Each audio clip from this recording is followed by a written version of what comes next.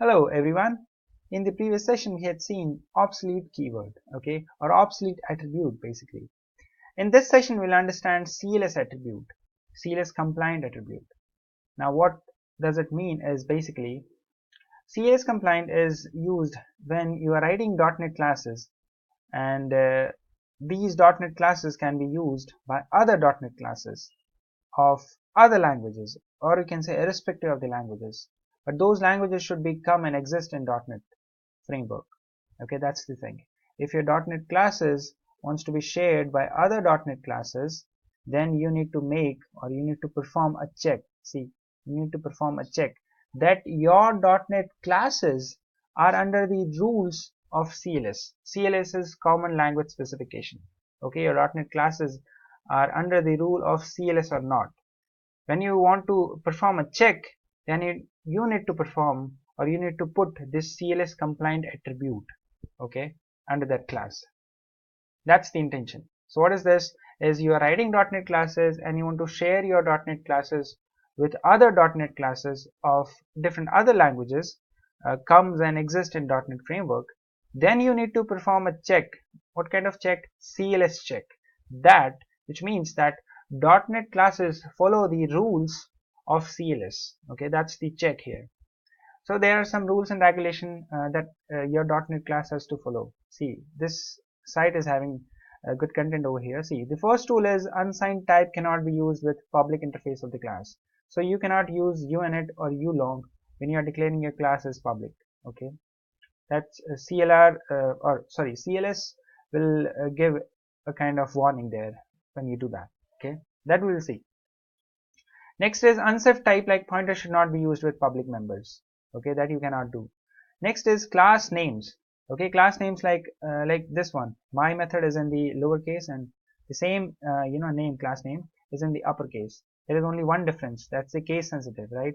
You cannot do that while performing the CLS check. Okay, and only properties and methods may be overloaded. Operators overload is not allowed here. That those four rules you have to perform. Okay, so we'll take two rules. First one is this and next one is this. Okay, for our CLS compliant check. Others you can perform easily. This also can be easily performed, but let me take these things. Okay, so I get back to my Visual Studio. I have this project here, and let me delete all these things. Okay, I have a class, public class CLS compliant. As you can see in this website, it is written unsigned type cannot be a part of public interface of the class. So I have a access modifier as a public. Now let me take a method here. Method is public, and I will say, you will see it is written unsigned type. So I'll take uint.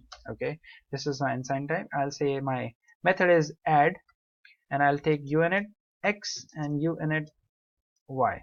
Okay, these are my two variables, and I will say return and x plus y. That's the thing. Okay, now inside this class I'll add static void main, my main method.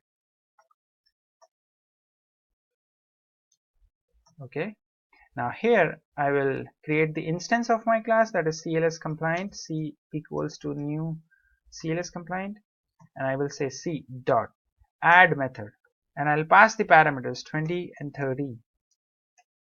Okay, and I will store this thing in a variable, and I will say console.writeLine and D. Okay, that's the thing. So if I run this, you will see 50 as my answer. Okay, you can see 50. 20 plus 30, it's 50. Okay, and you can see yeah, so you can see 0 errors. One warning is there is because I have another project here, so that thing, or you can say that our previous project is here, program.cs, we having obsolete method error. So that's why the warning is coming over here that says attribute demo1 sample display is obsolete. So it's coming from the previous project, not from this project. As you can see, there are no warnings, no green squiggly lines over here. So this project is completely clean. Okay, now we need to perform a CLS compliant. So first thing what you need to do is you need to make your assembly as a compliance check. Okay, you need to perform the complete assembly under the CLS compliant. So I will use here square bracket, and I'll say assembly colon CLS compliant. You can see the keyword, and I'll make true. Boolean is complement, okay? So I'll make CLS compliant as true. So now he will perform the complete assembly under the CLS compliant. Now I will add one more CLS compliant here for my class. Okay, so he will perform CLS rule under my class. Everything is going to be checked from here. Once I do that, and when I build this solution, you will see what it says. You can see already it shows the green line. What it says, you can see in the oh, I'm sorry.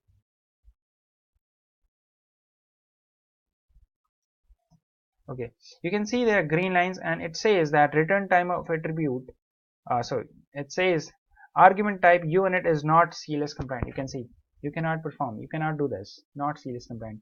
Again, if I build my solution, where is this? Yeah, it's built successfully now. It's not showing me again. Let me build it again. Yeah, it's not showing me. And why is that so? Is because I think what I did is, let me make it true again. Okay, it comes again now. Oh, this is really devastating. Okay, so it says warning CS302 return type of attribute demo1 CLS compliant. Add unit is not CLS compliant. As you can see, I cannot take unit in my project. That's, you had taken CLS compliant as true, that's why I cannot perform that. But instead that, if I want to remove this warning, what I can do, I can make CLS compliant as false. Once I do that, you will see that green squiggly line goes away. Build my solution, there are no errors. You can see 0 errors and 1 warning. Warning is from the previous project, as you can see, and there are no green lines here. So that warning that CLS compliant is not CLS compliant is completely gone away, as you had make CLS compliant as false. It's specifically for the class, but if you want to make your method as CLS compliant, you can put that here,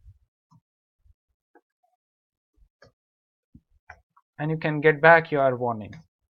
See,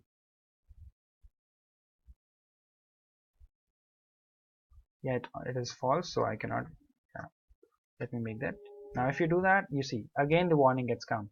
Okay, so that's the thing. If you want to remove this warning, you can directly feed false here, and again the warning gets away. Okay, that's the thing you can do. Another thing that we need to see is this method, this one, the my method and my method. Let's take that example too. So let me remove this true, and let me have. So if I remove this uinit and uinit, you will see there will be no error. Actually, there will be no error. So if you put CLS compliant again, CLS compliant true, there will be no error. You see, project gets successfully. So it not takes uinit, ulong, or unsigned types. Okay, that we had seen in the rule. Now let's take that method, the case sensitive thing. So public int, I have this method, and let me take another the same thing. Once I do that, and let me make this as, let me just remove this parameters, we don't need it. Let me just remove this. Okay, so now I have my methods over here, and basically I have to make a void here, so that for the sake of simplicity. Okay, now I have a method add and the capital add. Okay, both methods are same, just the difference is case sensitivity. Now if I make assembly as CLS compliant, now let me take my class as also CLS compliant to check from the compiler, and you can see once I do that, it'll give me yeah, so I need to remove this. First of all, let me remove this. Once I do that, yeah, so let me remove this too, and let me just keep it.